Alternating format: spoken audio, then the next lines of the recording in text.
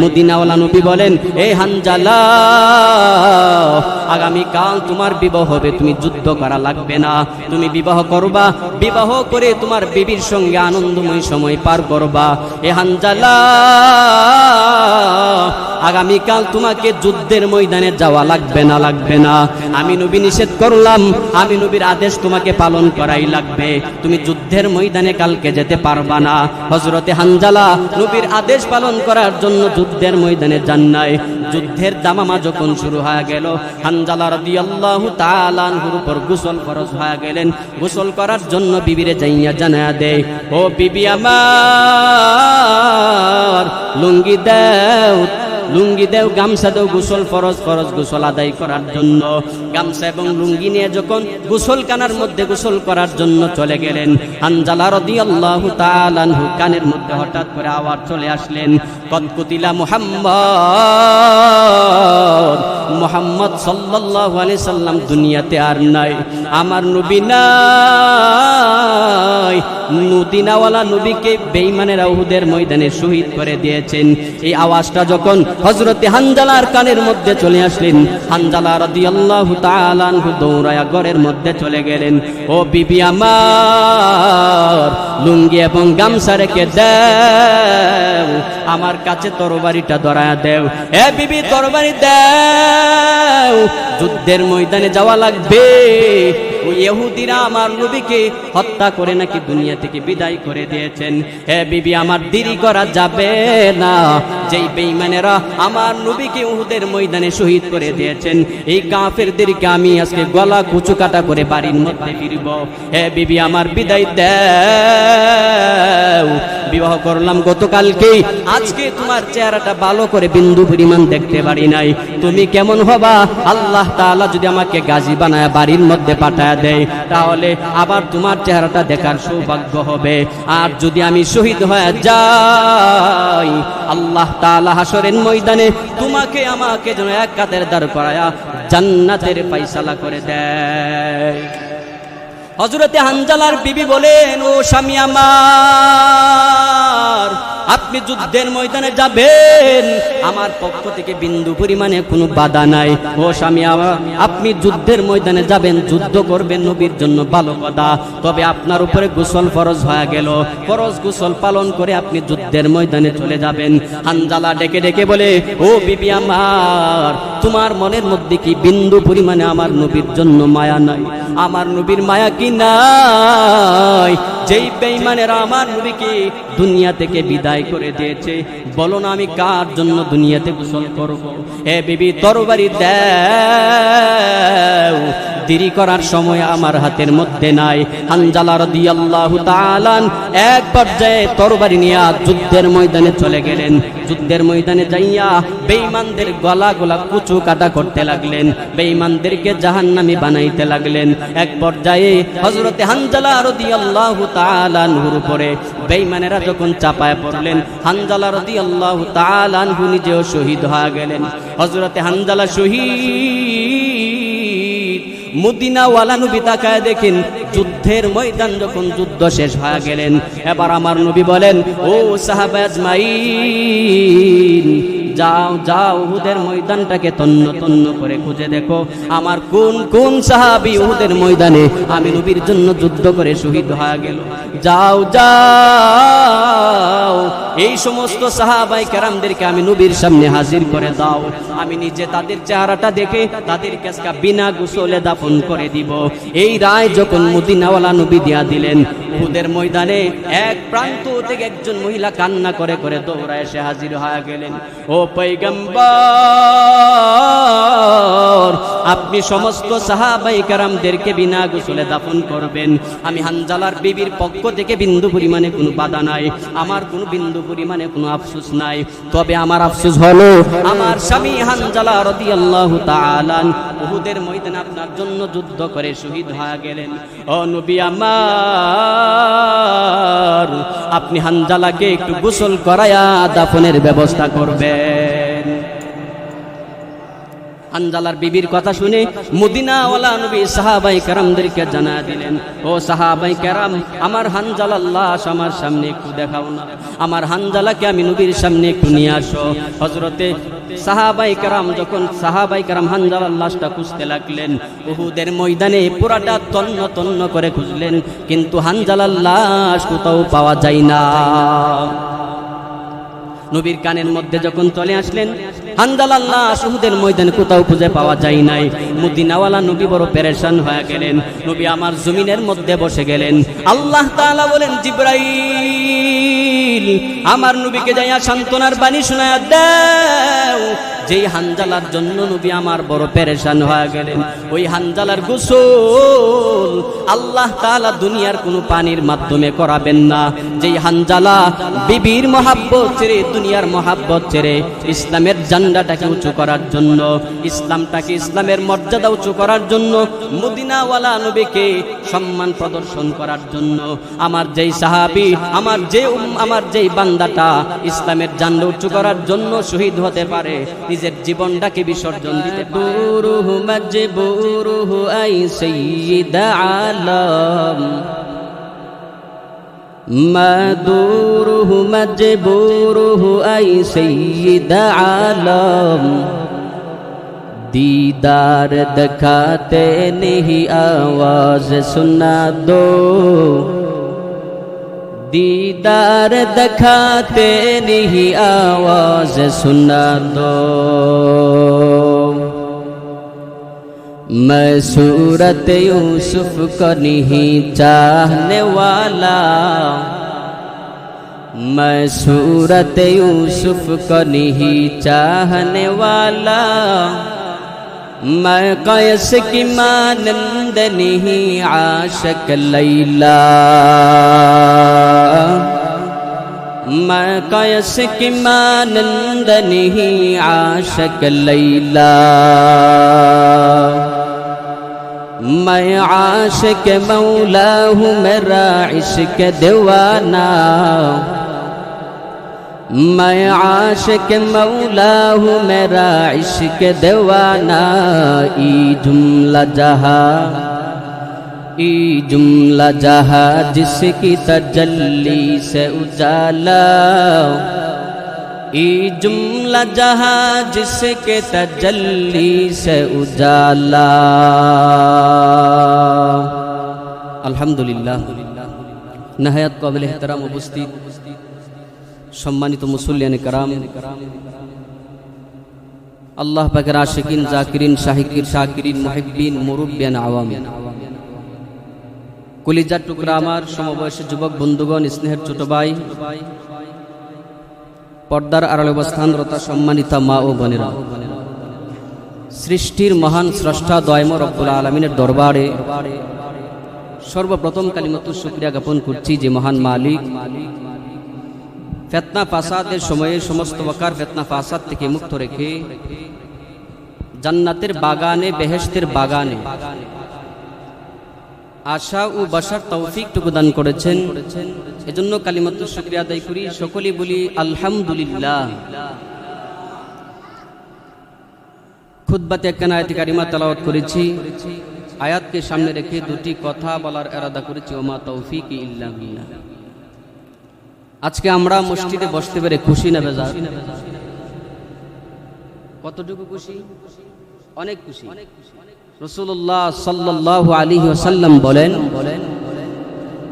দুনিয়াতে আমার যে উম্মতেরা কুরআন এবং হাদিসের মজমা তৈরি করবে, আল্লাহ তাআলা তাদের আমলনামায় কি পরিমাণ সওয়াব লেখাবে?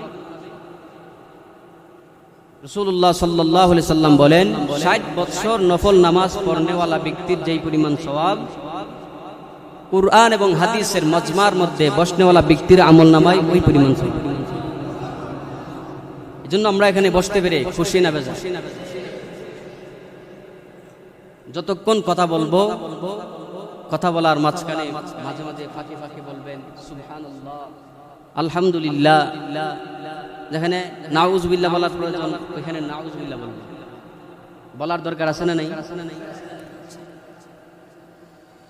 তো আমরা খুতবার শুরুতে একখানা দোয়া করে নেই যে মহান রব আমাদেরকে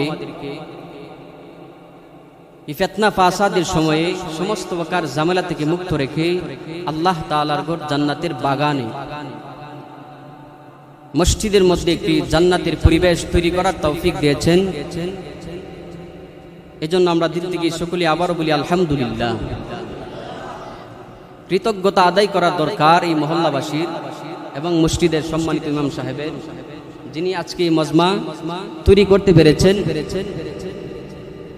আল্লাহ তাআলা এলাকার মুসল্লিয়ানে কারাম এবং ইমাম সাহেবের জন্য এবং আমাদের প্রত্যেকের জন্য আল্লাহ তাআলার কাছে একটা দোয়া পড়ব, যেই দোয়াটা দুনিয়া এবং আখিরাত উভয় জগতের সফলতা কামিয়াব বজায় রাখে। দোয়াটা আমরা সব সময় নামাজের পরে পড়ি। রব্বানা আতিনা ফিদ দুনিয়া হাসানা ওয়া ফিল আখিরাতি হাসানা ওয়া কিনা আযাবান নার। এই দোয়াটা আমরা পারি না? অর্থ কি? রব্বানা আতিনা ফিদ দুনিয়া, হে আল্লাহ আপনি আমাকে দুনিয়াতে কল্যাণকামীদের অন্তর্ভুক্ত বানায় দিন।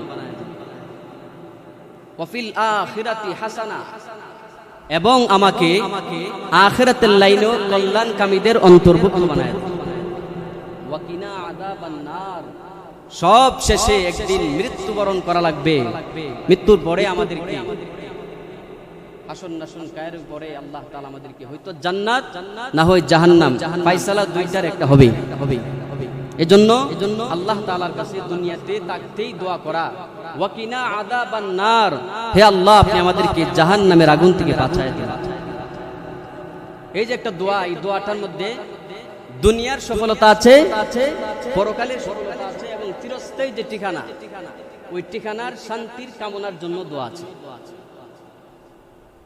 এই দোয়াটা যদি আমার আপনার জীবনে কবুল হয়ে যায়, দুনিয়া যায়, পরকালে আর কিচ্ছু লাগবে না, কিচ্ছু লাগবে না। হাসানা কি?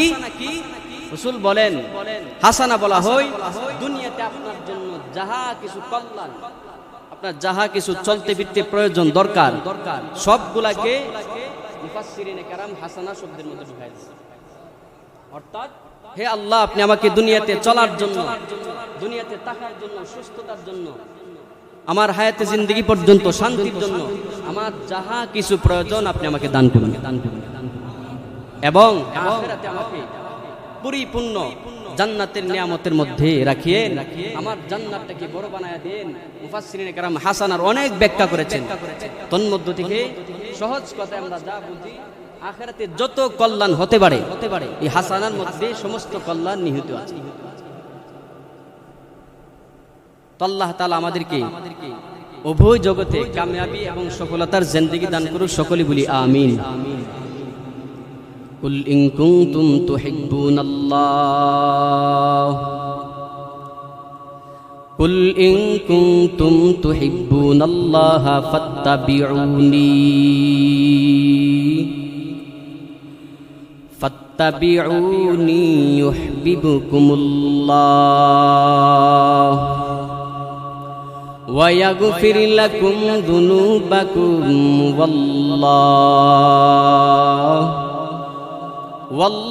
ওয়াল্লাহু গফুরুর রহিম।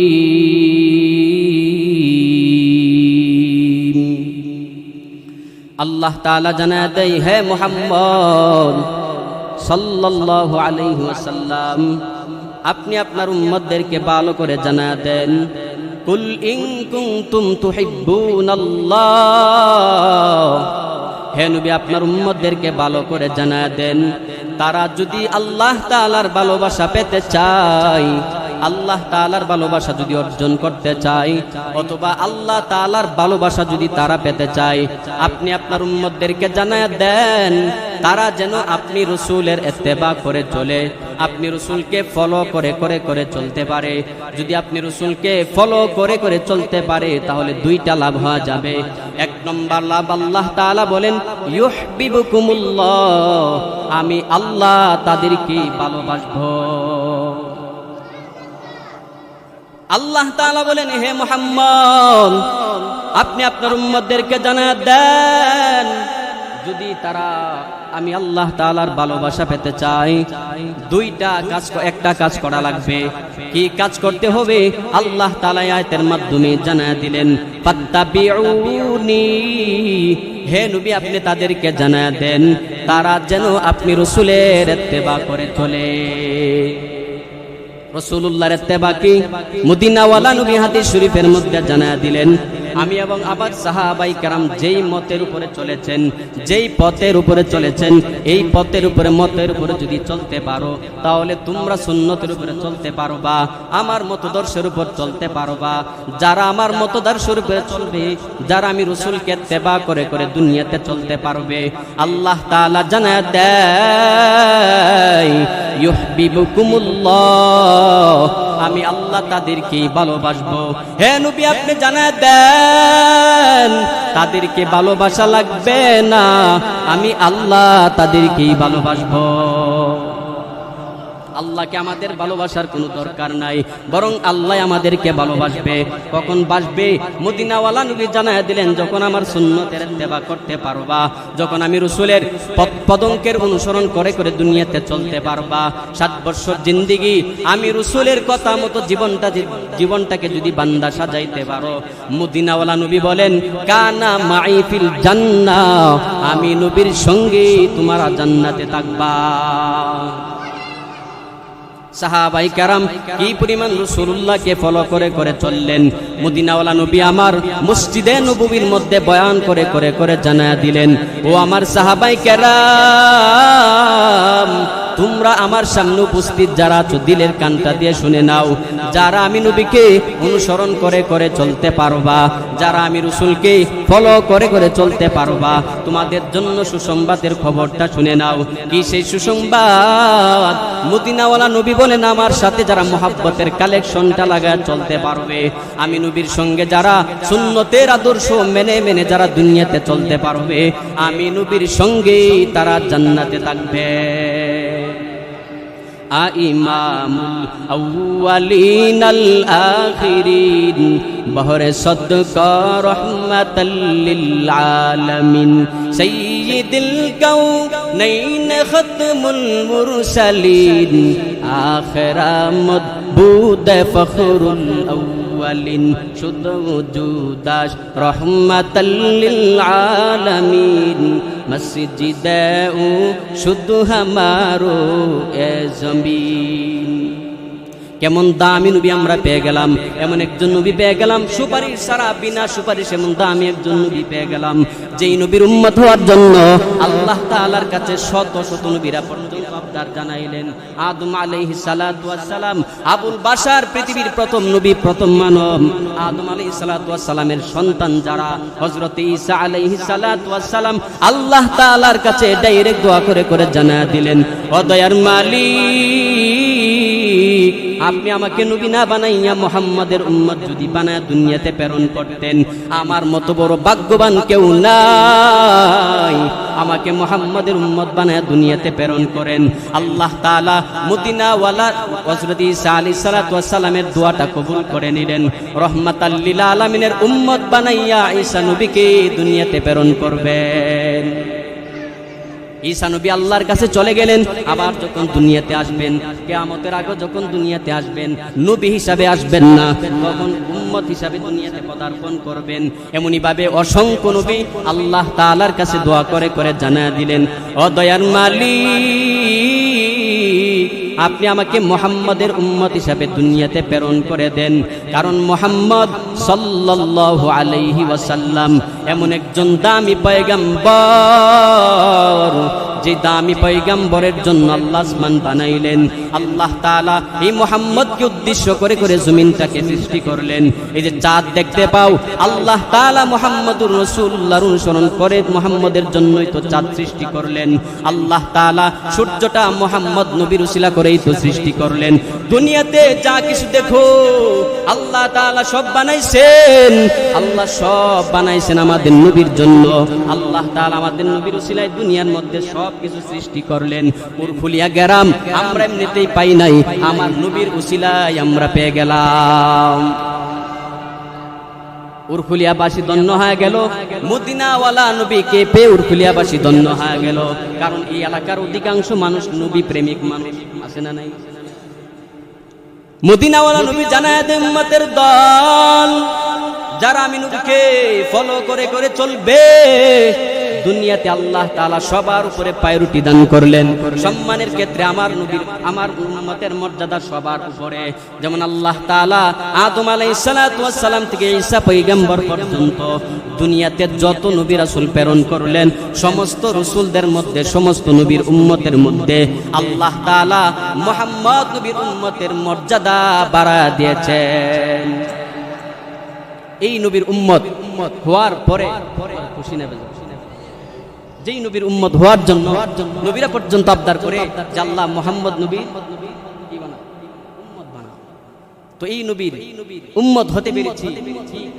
জন্মের আগে বলছেন, যেটা নোটিশ লিখছেন আল্লাহর কাছে, আল্লাহ আপনি আমাকে দুইটা চক্ষু দিবেন, দুইটা হাত দিবেন, আমাকে দুইটা নাক দিবেন, দুইটা সিদ্র থাকবে, দুইটা ঠোঁট দিবেন, একটা জিহ্বা থাকবেন, জিহ্বা দিবেন, 32টা দাঁত থাকবে, দুইটা পা থাকবে, ভালো ভালো সবকিছু বডি বিল্ডার বানায় দিবেন, এমনকি সর্বশেষ চাওয়া পাওয়া আখিরি নবীর উম্মত বানাইবেন।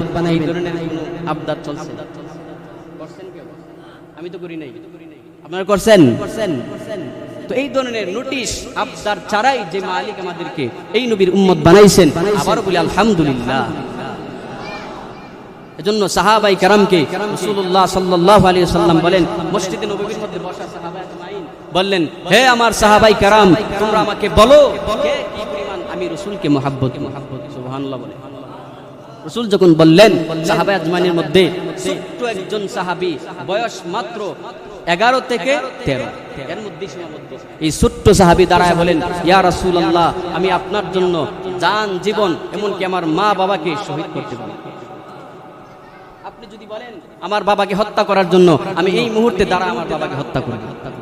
আপনি শুধুমাত্র অর্ডার করেন, এটা আদেশ দিবেন, আপনার মহব্বতে আমার মাকে মারতে পারবো, আমার বাবাকে মারতে পারবো, এমনকি আমি আমার দুনিয়ার সবকিছু পিছনে ফেলায় আপনাকে প্রায়োরিটি দিতে পারবো। বয়স কত? 11 থেকে 13 বছরের ছোট্ট সাহাবী। আর আপনি আমি আজকে কত বছর হয়ে গেল, এতটুকু আজকে মহব্বত ঢুকাইতে পারি নাই যে রাসূলুল্লাহ সাল্লাল্লাহু আলাইহি সাল্লামের সুন্নাত মোতাবেক চলার জন্য দাড়িটা রাখতে পারি নাই, রাসূলুল্লাহ সাল্লাল্লাহু আলাইহি সাল্লামের সুন্নাত পালন করার জন্য মাথার মধ্যে একটা টুপি উঠাইতে পারি নাই। কিন্তু যদি বলা হয় রাসূলকে কে কি পরিমাণ মহব্বত করো, বলবে যদি 100% যদি সীমাবদ্ধ থাকে, আমি 100% রাসূলকে মহব্বত করি। দাবিদার উম্মতের অভাব নাই, নাকি অভাব আছে? অভাব নাই। প্রয়োজনে দিন কি দিন খানা ছেড়ে রাস্তার মধ্যে মিছিল করব, এর জন্য জীবন দিতে পারি, কিন্তু রাসূলের সুন্নাত দাড়িটা রাখতে পারবো না। এমন উম্মত আছে না? নেই। রাস্তার মধ্যে মিছিল করে কিন্তু তাই দাড়ি নাই। অনেকে আবার বলে আমরা সুন্নি। সুন্নি আর ওহাবি কি? ওহাবিদের দাড়ি গাড়ির পিছন দিকে উঠে, নাকি বলেন? ওহাবিদের দাড়ি কি গাড়ির পিছন দিকে উঠে? আর সুন্নি যারা দাবি করে তাদের দাড়ি তার মধ্যে উঠে। কোথায় উঠে? সামনে। সবই তো সামনে। তো সুন্নি আর ওহাবির মধ্যে ব্যবধানটা কি? আমরা যা বুঝি, যারা রাসূলের সুন্নাত মানে তারাই রাসূলের সুন্নাত, ঠিক কিনা বলেন? আশিক রাসূল যদি হতে চাও, সাহাবায়ে আজমাইনকে ফলো করতে হবে। ছোট্ট সাহাবী দাঁড়ায় বলেন, ও পয়গম্বর, আপনি শুধুমাত্র আমাকে একটা আদেশ করেন, আমি আমার বাবাকে আপনার সামনে আমি হত্যা করতে পারবো।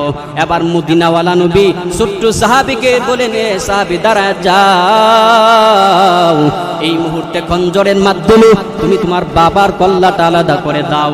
ছোট্ট সাহাবী লাভ মেরে দাঁড়াইয়া বাবার গাড়ে উঠে বলেন, ও বাবা, আপনি শহীদ হওয়ার জন্য প্রস্তুত হয়ে যান।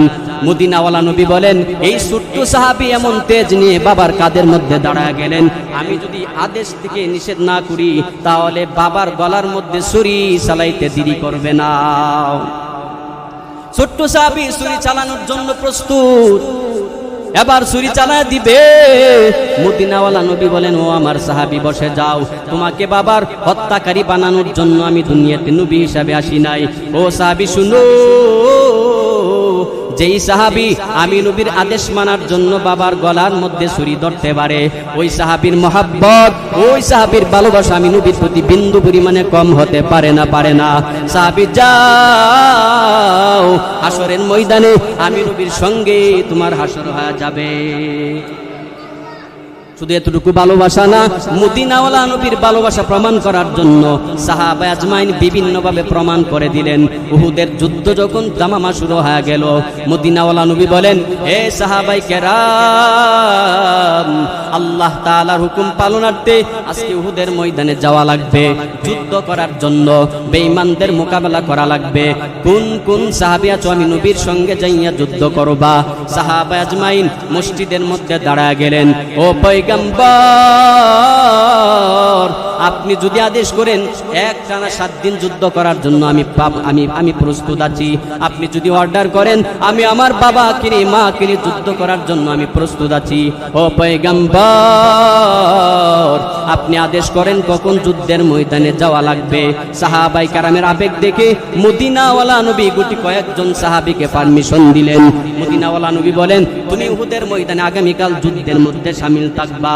হযরতে হানজালা রাদিয়াল্লাহু তাআলা আনহু দাঁড়ায় গেলেন, মদিনাওয়ালা নবীর সামনে দাঁড়াইয়া বলেন, ও পয়গম্বর, আমি আপনার সঙ্গে থেকে উহুদের ময়দানে যুদ্ধ করতে চাই।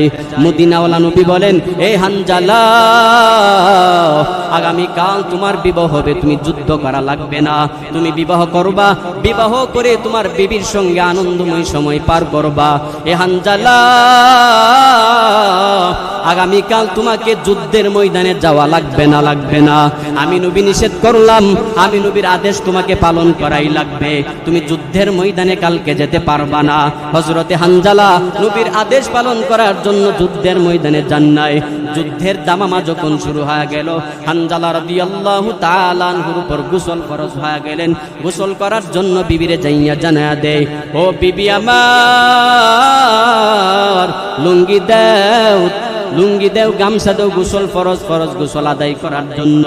গামছা এবং লুঙ্গি নিয়ে যখন গোসলখানার মধ্যে গোসল করার জন্য চলে গেলেন, হানজালা রাদিয়াল্লাহু তাআলা আনহু কানের মধ্যে হঠাৎ করে আওয়াজ চলে আসলেন, কদ কুতিলা মুহাম্মদ সাল্লাল্লাহু আলাইহি সাল্লাম দুনিয়াতে আর নাই, আমার নবী নাই। মদিনাওয়ালা নবীকে বেঈমানেরা উহুদের ময়দানে শহীদ করে দিয়েছেন। এই আওয়াজটা যখন হযরতে হানজালার কানের মধ্যে চলে আসলেন, হানজালা রাদিয়াল্লাহু তাআলা আনহু দৌড়ায়া ঘরের মধ্যে চলে গেলেন। ও বিবি আমার, লুঙ্গি এবং গামছা রেখে দাও, আমার কাছে তরবারিটা ধরায়া দেও। এ বিবি, তরবারি দাও, যুদ্ধের ময়দানে যাওয়া লাগবে। ওই ইহুদিরা আমার নবীকে হত্যা করে নাকি দুনিয়া থেকে বিদায় করে দিয়েছেন।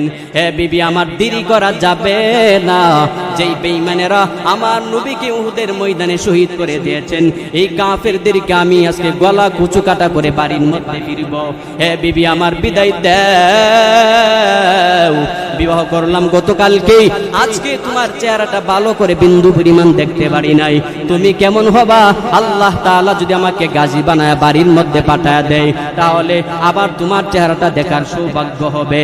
আর যদি আমি শহীদ হয়ে যাই, আল্লাহ তাআলা হাসরের ময়দানে তোমাকে আমাকে যেন এক কাদের দাঁড় করায়া জান্নাতের ফয়সালা করে দেয়। হযরতে হানজালার বিবি বলেন, ও স্বামী আমার, আপনি যুদ্ধের ময়দানে যাবেন, আমার পক্ষ থেকে বিন্দু পরিমাণে কোনো বাধা নাই। ও স্বামী আমার, আপনি যুদ্ধের ময়দানে যাবেন, যুদ্ধ করবেন, নবীর জন্য ভালো কথা। তবে আপনার উপরে গোসল ফরজ হয়ে গেল, ফরজ গোসল পালন করে আপনি যুদ্ধের ময়দানে চলে যাবেন। হানজালা ডেকে ডেকে বলে, ও বিবি আমার, তোমার মনের মধ্যে কি বিন্দু পরিমাণে আমার নবীর জন্য মায়া নাই? আমার নবীর মায়া কি নাই? যেই বেঈমানেরা আমার নবীকে দুনিয়া থেকে বিদায় করে দিয়েছে, বলো না আমি কার জন্য দুনিয়াতে গোসল করব? হে বিবি, তরবারি দাও, দেরি করার সময় আমার হাতের মধ্যে নাই। হানজালা রাদিয়াল্লাহু তাআলা এক পর্যায়ে তরবারি নিয়ে যুদ্ধের ময়দানে চলে গেলেন। যুদ্ধের ময়দানে যাইয়া বেঈমানদের গলা কুচু কাটা করতে লাগলেন, বেঈমানদেরকে জাহান্নামী বানাইতে লাগলেন। এক পর্যায়ে হযরতে হানজালা রাদিয়াল্লাহু তাআলা আনহুর উপরে বেঈমানেরা যখন চাপায় পড়লেন, হানজালা রাদিয়াল্লাহু তাআলা আনহু নিজেও শহীদ হয়ে গেলেন। হযরতে হানজালা শহীদ। মদিনাওয়ালা নবী তাকায় দেখেন যুদ্ধের ময়দান যখন যুদ্ধ শেষ হয়ে গেলেন, এবার আমার নবী বলেন, ও সাহাবা আজমাইন, যাও যাও উহুদের ময়দানটাকে তন্ন তন্ন করে খুঁজে দেখো, আমার কোন কোন সাহাবী উহুদের ময়দানে আমি নবীর জন্য যুদ্ধ করে শহীদ হয়ে গেল। যাও যাও এই সমস্ত সাহাবায়ে কেরামদেরকে আমি নবীর সামনে হাজির করে দাও, আমি নিজে তাদের চেহারাটা দেখে তাদেরকে আজকে বিনা গোসলে দাফন করে দিব। এই রায় যখন মদিনাওয়ালা নবী দিয়া দিলেন, উহুদের ময়দানে এক প্রান্ত থেকে একজন মহিলা কান্না করে করে দৌড়ায় এসে হাজির হয়ে গেলেন। ও পয়গম্বর, আপনি সমস্ত সাহাবায়ে কেরামদেরকে বিনা গোসলে দাফন করবেন। আমি হানজালার বিবির পক্ষ থেকে বিন্দু পরিমাণে কোনো বাধা নাই, আমার কোনো বিন্দু পরিমাণে কোনো আফসোস নাই। তবে আমার আফসোস হলো আমার স্বামী হানজালা রাদিয়াল্লাহু তাআলা উহুদের ময়দানে আপনার জন্য যুদ্ধ করে শহীদ হয়ে গেলেন। ও নবী আমার, আপনি হানজালাকে একটু গোসল করায়া দাফনের ব্যবস্থা করবেন। হানজালার বিবির কথা শুনে মদিনাওয়ালা নবী সাহাবায়ে কেরামদেরকে জানা দিলেন, ও সাহাবায়ে কেরাম, আমার হানজালার লাশ আমার সামনে একটু দেখাও না, আমার হানজালাকে আমি নবীর সামনে একটু নিয়ে আসো। হযরতে সাহাবায়ে কেরাম যখন সাহাবায়ে কেরাম হানজালার লাশটা খুঁজতে লাগলেন, উহুদের ময়দানে পুরাটা তন্ন তন্ন করে খুঁজলেন, কিন্তু হানজালার লাশ কোথাও পাওয়া যায় না। নবীর কানের মধ্যে যখন চলে আসলেন, হানজালার লাশ উহুদের ময়দানে কোথাও খুঁজে পাওয়া যায় নাই। মদিনাওয়ালা নবী বড় পেরেশান হয়ে গেলেন। নবী আমার জমিনের মধ্যে বসে গেলেন। আল্লাহ তাআলা বলেন, জিবরাইল, আমার নবীকে যাইয়া সান্ত্বনার বাণী শোনায়া দাও। যেই হানজালার জন্য নবী আমার বড় পেরেশান হয়ে গেলেন, ওই হানজালার গোসল আল্লাহ তাআলা দুনিয়ার কোনো পানির মাধ্যমে করাবেন না। যেই হানজালা বিবির মহাব্বত ছেড়ে, দুনিয়ার মহাব্বত ছেড়ে ইসলামের ঝান্ডাটাকে উঁচু করার জন্য, ইসলামটাকে, ইসলামের মর্যাদা উঁচু করার জন্য, মদিনাওয়ালা নবীকে সম্মান প্রদর্শন করার জন্য, আমার যেই সাহাবী, আমার যেই বান্দাটা ইসলামের ঝান্ডা উঁচু করার জন্য শহীদ হতে পারে, নিজের জীবনটাকে বিসর্জন দিতে পারে, ওই সাহাবীর গোসল দুনিয়ার কোনো পানি দ্বারা হবে। দিছে কান্দিয়া বে কুলুরে হানজালা শহীদ রে, কলি জাসি রিসেরে সেই জঙ্গে উহুদে, কলি জাসি রিসেরে সেই জঙ্গে উহুদে। নবীর এক সাহাবী ছিলেন হানজালা নামেতে, তিনি শহীদ হয়েছিলেন বিবাহের রাত্রিতে সেই জঙ্গে উহুদে। নবীর ডাকে আদার রাতে কহেন বিবির তরে, বিয়ের রাতের জল শিরনে বিদায় দেওয়া মারে যাব জঙ্গে উহুদে। হাত তুলে স্ত্রী বলে মাওলারি দরবারে, বিয়ের রাতের নবস্বামী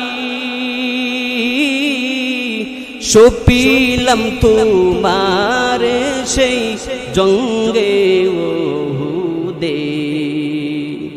যুদ্ধে গেলেন শহীদ হইলেন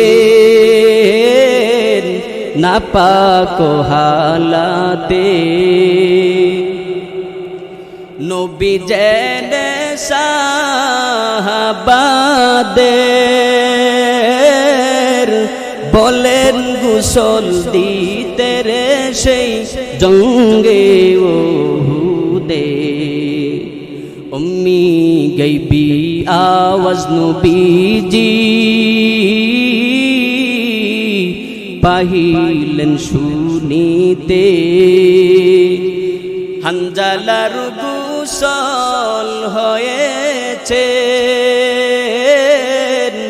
ফেরেশতাদের হাতের জান্নাতের পানিতে কান্দিয়া কুলুরে হানজালা শহীদরে কলি যাসি রিসেরে সেই জঙ্গে ওহুদে কলি যাসি রিসেরে সেই জঙ্গে ওহুদে বলবেন না মারহাবা মারহাবা মারহাবা কি পরিমাণ পাগল নতুন বিবিকে ঘরের মধ্যে রেখে নবীর জন্য শহীদ হয়ে গেলেন কি পরিমাণ আশিক সাহাবায়ে কেরাম এই আশিকতার দেখানোর কারণে আল্লাহ তাআলা বলেন রাদিয়াল্লাহু আনহুম ওয়া রাদু আন হে আমার সাহাবায়ে কেরাম শুনে নাও আমি আল্লাহ তাআলা তোমাদের উপর যেমন খুশি তোমরাও আমি আল্লাহর উপরে তেমন খুশি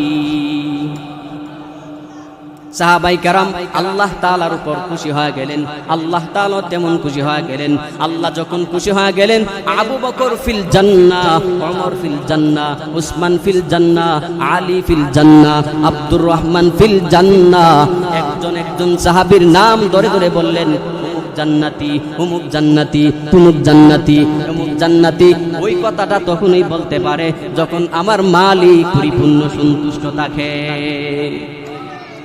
ওই পরিমাণ সন্তুষ্ট যদি অর্জন করতে চাও মদিনাওয়ালা নবীর সুন্নতের আদর্শ মালার গলায় লাগবে ওই পরিমাণ সুন্নতের আদর্শ মালাটা যদি গলার মধ্যে লাগাইতে পারো তাহলেই তো তোমরা সাহাবায়ে আজমাইনদের মতন দামি হয়ে যেতে পারবা সাহাবায়ে আজমাইনদের মতন যদি বান্দা তোমরা দামি হতে চাও তাহলে এক নম্বরে মদিনাওয়ালা নবীর সুন্নতের অনুসরণ করা লাগবে সুন্নতকে ফলো করে করে দুনিয়াতে চলা লাগবে সুন্নতকে কি পরিমাণ অনুসরণ করবেন কিভাবে অনুসরণ করবেন মদিনাওয়ালা নবী বলেন তুমি যখন মসজিদের মধ্যে প্রবেশ করবা 5 কাজ তুমি জারি রেখে মসজিদের মধ্যে প্রবেশ করবা এক নম্বরে বিসমিল্লাহি ওয়াসসালাতু ওয়াসসালামু আলা রাসূলিল্লাহ আল্লাহুম্মা ইফতাহ লি আবওয়াবা রাহমাতিক পড়ি কি পড়ি না পড়ি তোমরা মদিনাওয়ালা নবী বলেন মসজিদের মধ্যে ঢোকার আগে বিসমিল্লাহ বলবা আমিনু পড়ি পরে দুরূদ শরীফ পড়বা তারপরে মসজিদে ঢোকার জন্য যে দোয়া ওই দোয়াটা পড়বা 4 নম্বরে ঢোকার সময় ইতিকাফের নিয়ত করবা 5 নম্বরে ডান পায়ে প্রবেশ করবা এই 5টা কাজ যদি কেউ চালু করতে পারো মদিনাওয়ালা নবী বলেন আখিরি জামানার উম্মতেরা যদি 5 কাজ চালু করতে পারে তাহলে 100 জন শহীদের সওয়াব আল্লাহ দান করবেন কতজন শহীদের 100 জন শহীদের সাধারণ কোন কথা এক একটা হাদিস জারি করা জিন্দা করা রাসূল বলেন 100 শহীদের সওয়াব আল্লাহ তাআলা এই সুন্নাত পালন করনেওয়ালা ব্যক্তির আমলনামায় ঢুকায় দেবে এজন্য আজকে থেকে সুন্নতের পাবন্দী হব ইনশাআল্লাহ রাসূলুল্লাহ সাল্লাল্লাহু আলাইহি সাল্লামের সুন্নাত কি রাসূল বলেন হে উম্মত 3 শ্বাসে পানি পান করো কত শ্বাসে 3 শ্বাসে পানি পান করলে কি হবে আজকে ডাক্তাররা কি বলে দেয় ডাক্তাররা বলে 3 শ্বাসে পানি পান করলে কয়েকটা এক নম্বরে যখন পানি পান করেন তখন ভিতর থেকে একটা শ্বাস বের হয় নাক দিয়ে শ্বাস বের হয় ওই শ্বাসটার মধ্যে বিষ থাকে বিষাক্ত ব্যাকটেরিয়া থাকে এইগুলা নাক দিয়ে বের হয় যখন পানিগুলা ভিতরে ঢোকে আল্লাহ তাআলা কুদরতিভাবে মানুষের নাক দিয়ে বিষগুলা বের করে ডাক্তাররা বলেন তোমরা যখন একসাথে পানি পান করো তখন তোমাদের নাকের শ্বাসটা গ্লাসের মধ্যে পড়ে কোথায় পড়ে গ্লাসে পড়ে। এই জন্য তোমরা 3 শ্বাসে পানি পান করবে। এক ডুব পানি খাইবা, শ্বাস পালাও, তাহলে গ্লাসটা একটু দূরে নেবে, তখন তোমার নাকের শ্বাসটা কোথায় পড়বে? বাহিরে। আরেক ডুব পান করো, নাকের শ্বাসটা বাহিরে পড়বে। আরেক ডুব করো, নাকের শ্বাসটা বাহিরে পড়বে। 3 শ্বাসে পানি পান করবা, তোমার ভিতরে যে ময়লা বিষটা ছিল এটা নাক থেকে বের হয়ে যাবে। তারপরে রাসূল বলেন এক শ্বাসে তুমি যা পারো পান করো। তো ডাক্তাররা বলেন কি হবে? বিষটা তোমার ভিতরে ডুববে না। আর যদি এক শ্বাসে পানি পান করো তাহলে তোমার ভিতরে এই বিষটা ডুববে। তোমার ভিতরে যে বিষ আল্লাহ বের করে দিয়েছিলেন নিয়ামত হিসাবে, এটাকে গজব হিসাবে আবার ঢুকাইতেছে। ডাক্তাররা বলেন 3 শ্বাসে পানি পান করবা। তো ডাক্তারদের কথার মূল্যায়ন আছে। আমার রাসূল এই কথাটাই 1500 বছর আগে বলেছেন। রাসূল বলেন 3 শ্বাসে পানি পান করবা, তাহলে তোমরা এই বিপদ থেকে বেঁচে যাবে। রাসূলুল্লাহ সাল্লাল্লাহু আলাইহি ওয়াসাল্লামের প্রত্যেকটা কথার মধ্যে আমাদের জন্য সুস্থতার নিয়ামত, কল্যাণের নিয়ামত আছে না? রাসূলুল্লাহ সাল্লাল্লাহু আলাইহি ওয়াসাল্লাম বলেন যখন মানুষের অতিরিক্ত গরম লাগে, কি অতিরিক্ত যখন গরম লাগে তখন তোমরা মাথায় সাথে সাথে পানি দিবা না। রাসূল বলেন আগে পা ঠান্ডা করো, পা ভিজাও। ডাক্তাররা কি বলেন? পা যদি আগে ভিজাও তাহলে তোমাদের যে রক্তটা আস্তে আস্তে মাথা থেকে পায়ের দিকে নামবে। আর যদি তোমরা প্রচুর পরিমাণে গরম, মাথাটা গরম, হঠাৎ করে যদি মাথার মধ্যে পানি দাও তাহলে তোমাদের গায়ের রগ ছিঁড়ে যেতে পারে। ডাক্তাররা বলে এই কথাটাই রাসূলুল্লাহ সাল্লাল্লাহু আলাইহি সাল্লাম 1500 বছর আগে বলছেন, হে উম্মত, তোমরা যখন অতিরিক্ত ঘাম বা গরম লাগবে তখন তোমাদের পাটাকে দৌত করবা, তোমাদের স্ট্রোকের সম্ভাবনা নাই, তাহলে তোমাদের গায়ের রগ ছিঁড়ার সম্ভাবনা নাই। রাসূলুল্লাহ সাল্লাল্লাহু আলাইহি সাল্লাম বলেন যখন তোমরা খাবার খাইবা তখন ডান হাতে খাইবা, তোমরা বিসমিল্লাহ বলে খাইবা। আল্লাহ তাআলা হাদিসে কুদসির মধ্যে বলেন আমার বান্দা যখন শুরুতে বিসমিল্লাহ এবং শেষে আলহামদুলিল্লাহ, মাঝখানে যত কাজ করবে এই কাজের হিসাব আমি আল্লাহ নিব না। অথচ হিসাব ছাড়া কোনোদিন মানুষ জান্নাতে যেতে পারবে না। কিন্তু রাসূল বলেন যদি কেউ শুরুতে কি বলে বিসমিল্লাহ, শেষে বলে কি আলহামদুলিল্লাহ, খাবারটা মজা হয়েছে, একটু বিসমিল্লাহ বলে খাইলেন, তেমন কোনো কষ্ট হবে? 10 মিনিট সময় লাগবে, 1 মিনিট, তেমন কোনো কষ্ট হয় না, তেমন বেশি সময় লাগে না। রাসূল বলেন শুধু বিসমিল্লাহ মনে মনে বলবা, খাবার খাওয়ার শেষে বলবা আলহামদুলিল্লাহ। রাসূল বলেন যা খাইছো সব আল্লাহ ক্ষমা করে দিবেন, তার কোনো হিসাব আল্লাহ নেবেন না। কিন্তু বিসমিল্লাহ ছাড়া খাবেন, শেষে আলহামদুলিল্লাহ বলবেন না, আল্লাহ রাসূল বলেন এই খাবারের হিসাব, প্রত্যেকটা দানার হিসাব আল্লাহর কাছে দিতে হবে। আল্লাহ তাআলার কাছে হিসাব দিয়ে জান্নাতে যাওয়া আমাদের পক্ষে সম্ভব? বলেন সম্ভব? সম্ভব হবে না। আল্লাহ রাসূল বলেন আল্লাহুম্মা হাসিবনি হিসাবান ইয়াসীরা, ও আল্লাহ আপনি আমাকে বিনা হিসাবে জান্নাতি দিয়া দেন, যদি হিসাব নেন তাও সহজ করে দিন। যে রাসূলের আগে পিছনে কোনো গুনাহ নাই, ওই রাসূল যদি বলেন আমার হিসাবটা সহজ করে দিন, আমাদের গুনাহ আছে না নাই? আছে, কম না বেশি? তো আমাদের হিসাবটা কি সহজ হবে না কঠিন হবে? তো আমাদের তো আরো বেশি দোয়া করা দরকার, আল্লাহ আপনি আমাদের কাছ থেকে হিসাব নেন না, যদি নেন হিসাবটা কি করে দিয়েন? সহজ করে দিন। আল্লাহুম্মা হাসিবনি হিসাবান ইয়াসীরা, আল্লাহ তাআলা কাছে এই দোয়া বারবার পড়া।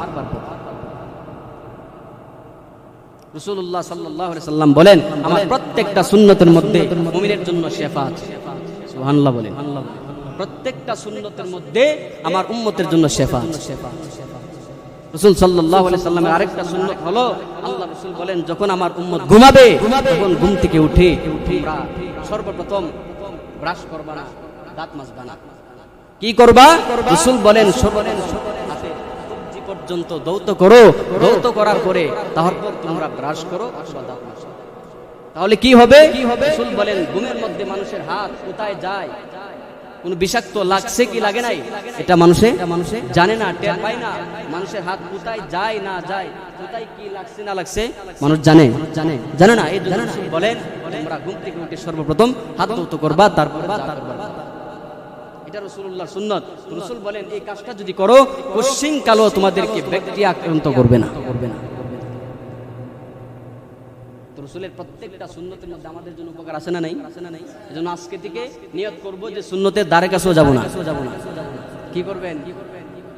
আজকে থেকে ইনশাআল্লাহ যা শুনবো, যা আমার মাথায় আসে যেটা রাসূলের সুন্নত আমার মনে হয়েছে, প্রত্যেকটা সুন্নত খুঁজে বের করে বেশি বেশি আমল করার তৌফিক দান করুন। সকলে বলেন আমিন।